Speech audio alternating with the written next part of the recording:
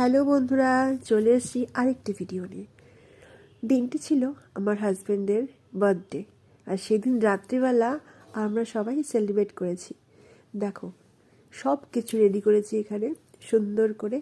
আর এখানে আমার মেয়ে এবং আমার বরমশাই রেডি হয়ে গেছে কেক কাটিং করার জন্য। দেখো আবার কি সুন্দর দেখছে।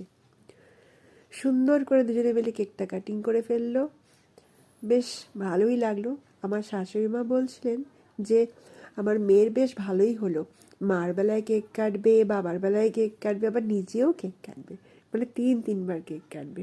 যাই হোক, হ্যাঁ, তবে এই দেখো, এটা হচ্ছে তার কিছুদিন পরের ভিডিও।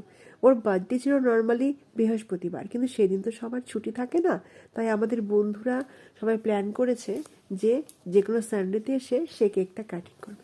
আর আমাদের গ্রুপের একটা রুলস আছেই, যারই জন্মদিন হোক কেকটা সবাই মিলে আমরা কাটাই। আমি যে তোমাদের সঙ্গে কথা বলছি, দেখো কি অবস্থা, আমার আওয়াজ শুনে হয়তো বুঝেই গেছো আমার প্রচণ্ড সর্দি লেগেছে।